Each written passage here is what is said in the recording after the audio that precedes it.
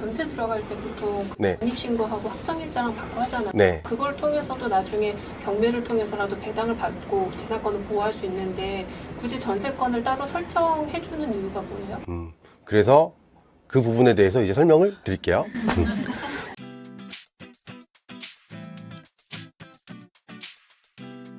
자, 이번에는 용익 물건 중에서 전세권에 대해서 한번 알아볼게요. 전세권. 이 전세권은 어떤 분들은 뭐 책이라든지 아니면 유튜브 같은 데 보면 전세권은 건물에만 설정된다라고 설명하시는 분들이 계시거든요. 아니에요. 전세권은 건물뿐만 아니라 토지에도 전세권 설정이 가능해요. 토지에도. 근데 대부분 우리가 전세권을 건물 등기부 등본에서만 대부분 볼 수 있고 토지 등기부에서는 흔하게 볼 수 있는 건 아니에요. 하지만 토지에도 전세권 설정은 가능하다라고 알고 계시면 되고요. 모든 토지가 가능한 건 아니에요. 토지 중에서 농사 짓는 땅에는 전세권 설정이 불가능하고요. 나머지 토지에는 다 전세권 설정이 가능합니다. 우리가 보통 전세 산다라는 얘기 많이 하죠. 아, 전세가 요즘에 많이 올랐어. 나 전세 살아. 이런 얘기 많이 하는데 우리가 일반적으로 말하는 이 전세는요. 등기부에 공시되어 있지 않죠. 우리가 보통 전세 살 때 어떻게 해요? 임대차 계약 맺고 전입신고하고 점유하고 계약서에 확정일자만 받고 이렇게 살잖아요. 등기부에 내가 이름이 올라가지 않거든요. 우리가 흔히 말하는 이 전세권은 전세는 사실 전세권이 아니고요. 전세가 아니고 임차권이라는 권리로 불려요. 주택임대차보호법의 보호를 받는 임차권이에요. 임차권. 근데 여기서 말하는 전세권은 뭐냐면 이 임대차 계약 조건에 대해서 등기부에 공시된 걸 얘기해요. 전세권은 남의 부동산, 토지, 건물 이런 것들을 원래 용도대로 사용하면서 수익을 얻을 수 있는, 이익을 취할 수 있는 힘을 전세권이라고 합니다. 보시면 이 집의 소유권자가 A예요. 근데 내가 B랑 제가 B인데 소유자랑 제가 계약을 했어요. 임대차 계약을 맺었어요. 근데 언제부터 언제까지 사용하고 내가 보증금 얼마 주기로 하고 그리고 제가 이렇게 전세권, 나의 임대차 계약 그 조건을 이렇게 전세권이라고 공시를 한 거예요.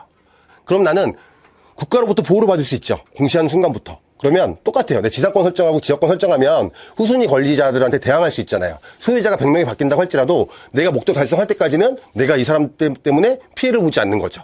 내가 A로부터 임대차 계약을 맺은 거죠. A로부터 임대차 계약을 맺었고 전세권 설정을 했어요. 나중에 시간이 나서 소유권이 바뀐다고 할지라도 이 전세권자는 공시했기 때문에 C한테 대항할 수 있어요. 언제까지? 내가 계약한 날짜까지는 대항할 수 있는 거예요. 그래서 그 집에 계속 내가 머무를 수 있는 거죠.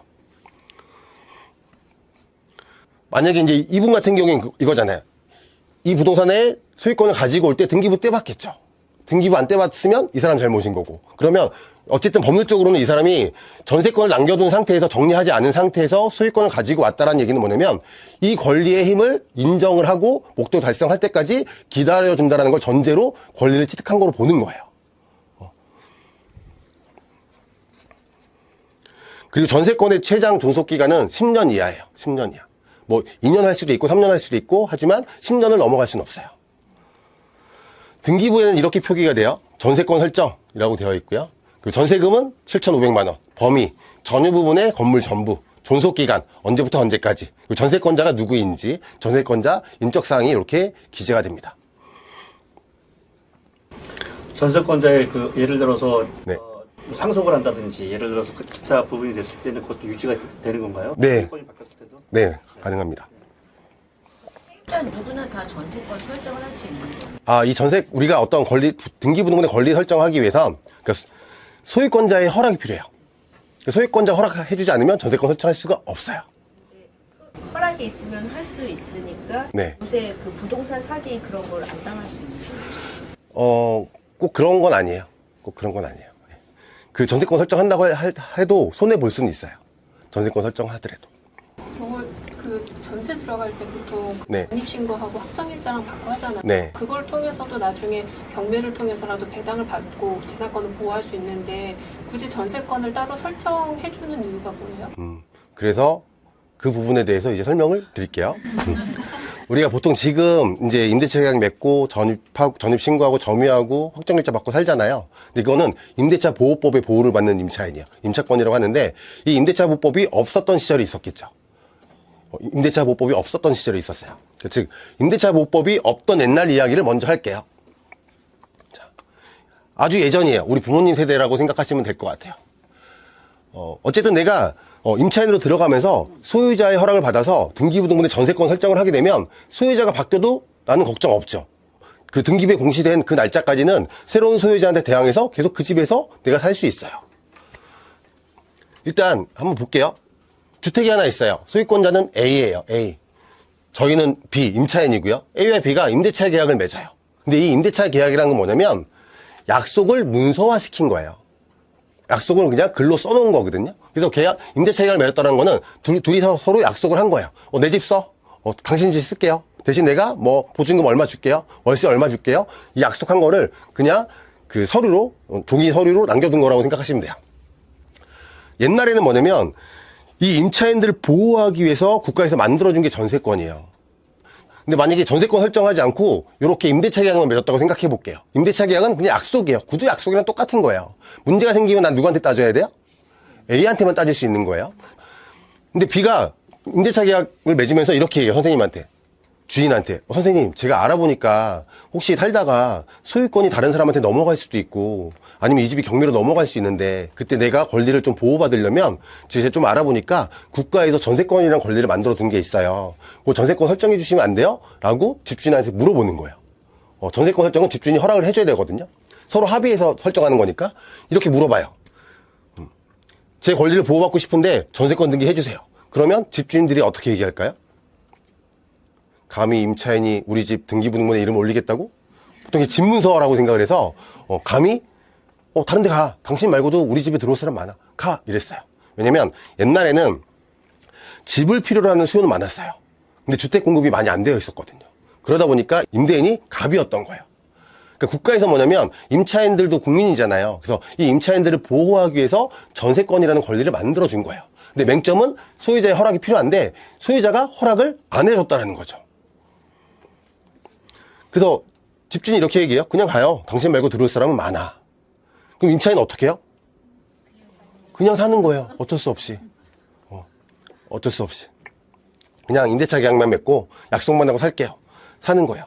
자, 이렇게 살았는데 만약에 C로 바뀌었어요. 우리 아까랑 똑같잖아요. 지역권 설정 안 하고 친구랑 약속했어요. 상대방이랑. 지상권 설정 안 하고 친구랑 약속했어. 소유권자 바뀌면 내가 새로 바뀐 소유자한테 어떤 법률적인 권리 주장을 할 수가 없는 거잖아요. 이것도 마찬가지예요. 전세권 공시를 안 했기 때문에 소유권자가 바뀌었어요. 소유자가 나 새로운 소유자인데 우리 아들 지금 결혼해서 들어와야 되니까 나가세요. 그러면 저는 나와야 돼요. 아직 계약 기간 남았어요 라고 해도 그 계약은 그 약속은 전 소유자하고 한 거니까 전 소유자한테 가서 따지세요 라고 얘기하는 거예요. 보증금은 누구한테 달라고 해야 돼요? 약속한 전 소유자한테. 이 사람한테 달라고 할 수가 없어요. 약속한 사람한테만 달라고 하는 거예요. 그 전 소유자는 해로 튀어버렸어. 그럼 그냥 돈 날리고 이 집에서 쫓겨져 나와야 되는 거예요. 그래서 이런 부분 때문에 그러니까 국가에서 뭐냐면 어쨌든 주거 생활이 안정화돼야 되잖아요. 특히 임차인을 보호하기 위해서 어쨌든 전세권이라는 권리를 만들어줬는데 현실에서는 이게 무용지물이었던 거예요. 그러면 이거를 어떻게 보완을 해줘야겠죠. 주거 생활이 안정화돼야 되는 거니까.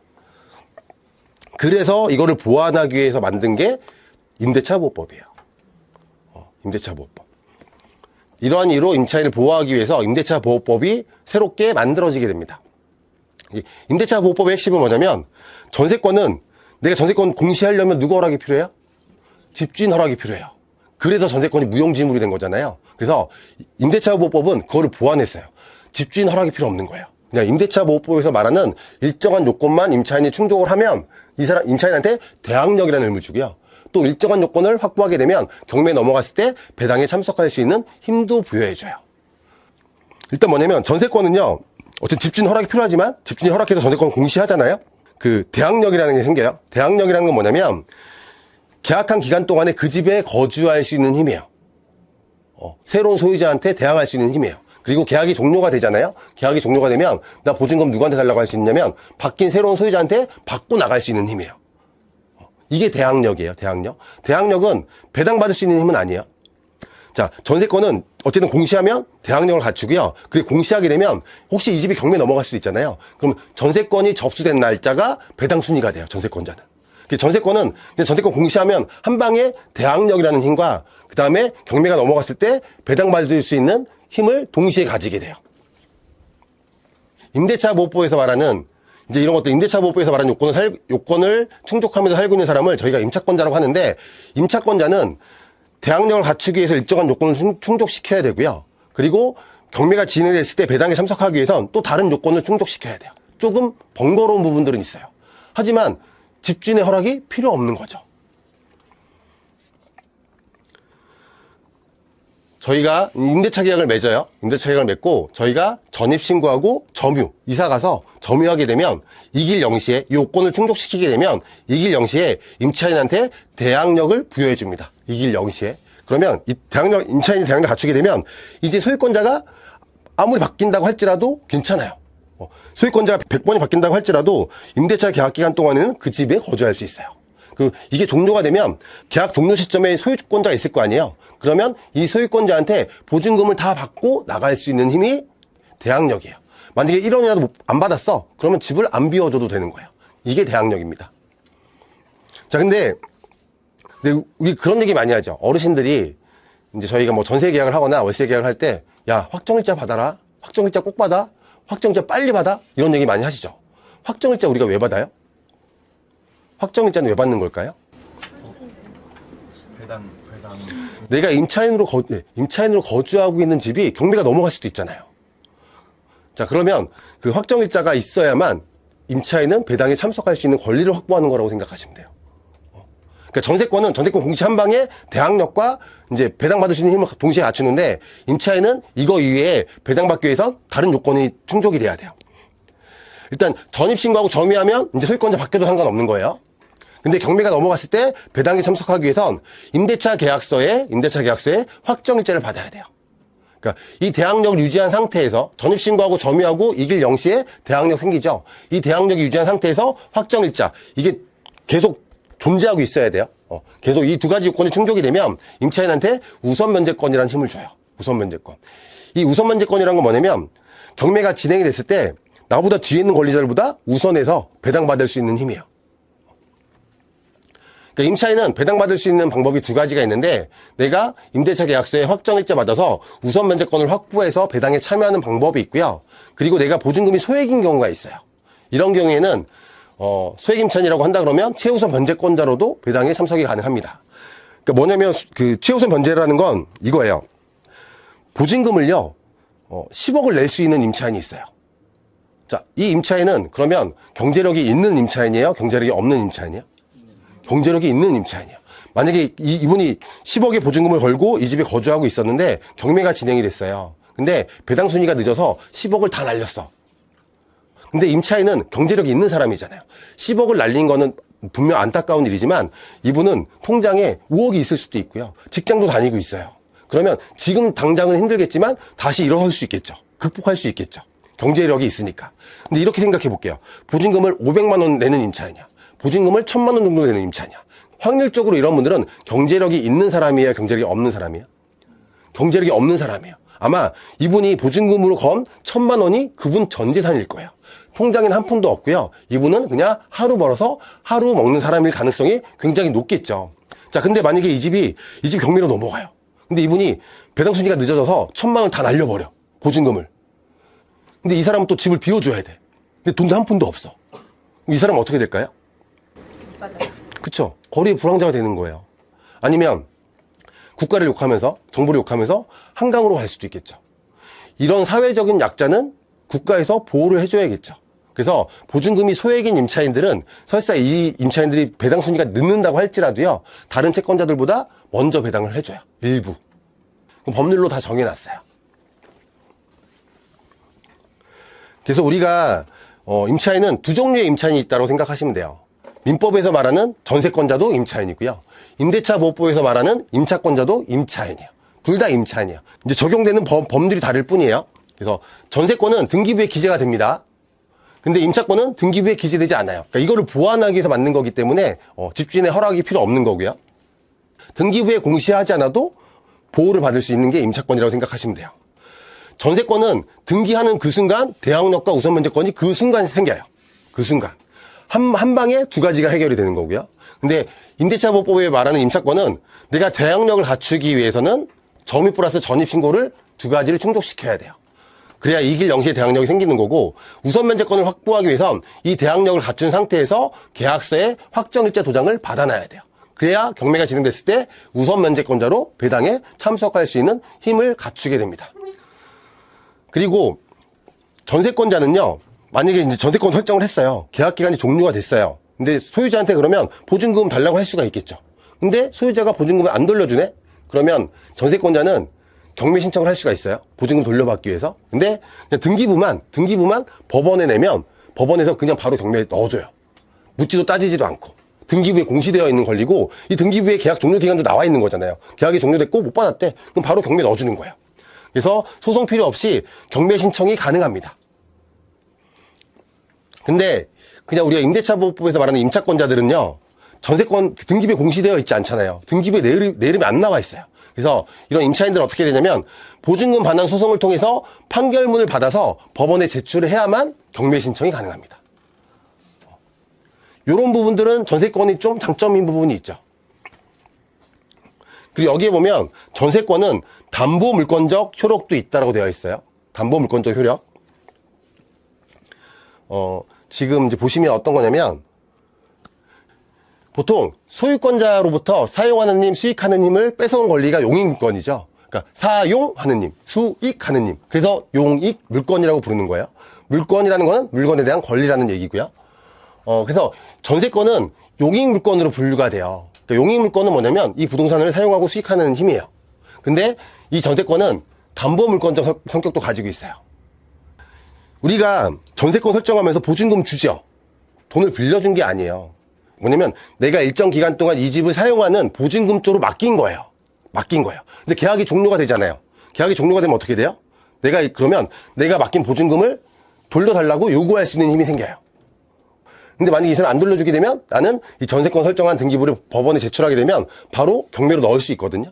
그래서 어떻게 보면 내가 이 부동산을 담보로 돈을 받을 수 있는 담보물권자 성격도 가지고 있다라고 보통 얘기를 해요.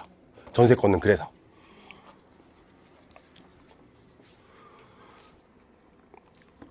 저희가 지금 이제 용익물권에 대해서 알아봤어요.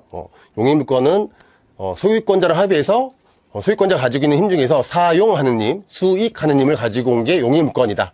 그리고 이 용익물권에는 지상권, 지역권, 전세권이 있는데, 지상권과 지역권은 토지 등기부 등본에서만 볼 수 있고, 전세권은 토지, 건물 둘 다에서 볼 수 있고, 자, 지상권은 남의 토지 위에 내 소유의 공작물, 내 소유의 수목, 내 소유의 뭐 건물 이런 것들을 내가 지어놓고 이득을 얻을 수 있는 힘이고요. 지역권은 내 토지가 기본적으로 있어야 되고, 상대편의 토지를 이용하면서 내 토지가 이익을 얻고 싶을 때 설정하는 권리가 지역권이다라고 생각하시면 돼요. 자, 혹시 여기까지 질문 있으실까요? 여기까지. 그리고 권리 분석할 때요. 네. 전세권은 나와 있으니까 알 수 있잖아요. 세입자가 얼마나 네네. 살지? 그러면 그 전세권이 설정되어 있지 않는 거는 어떻게 보나요? 아까 임차권, 임대차법에서 말하는 임차권 말씀하시는 거죠? 일단은 이 사람이 임차인으로 보호를 받기 위해서 가장 기본적으로 해야 되는 건 전입신고예요. 근데 이 전입신고는 저희가 경매정보지 들고 주민센터에 제출하면 전입신고되어 있는 사람을 확인할 수 있어요. 따로 서류를 떼어서 하고. 예, 확인할 수 있고, 아니면 이제 그 임차인이 경매가 진행이 되면 자기 권리신고를 하는 경우가 있거든요. 나 임차인 맞아요. 계약서 제출하는 경우가 있어요. 그럼 법원은 그 계약서를 보고 이 사람의 어떤 계약기간이나 보증금이나 확정일자 언제 받았는지 그 정보, 그 기재를 해주거든요. 이제 이런 정보들이 있다 그러면 저희가 구체적인 정보를 알 수 있는 거죠. 근데 만약에 임차인이 권리신고를 하지 않으면 그 부분은 저희가 전입이 되어 있는 건 확인이 가능하지만 나머지 부분들은 저희가 서류상으로 확인할 수 있는 방법은 없기는 해요. 그럼 그 임차인은 대항력이 없는 거예요? 아니요. 전입신고하고 점유만 하고 있으면 대항력은 있어요.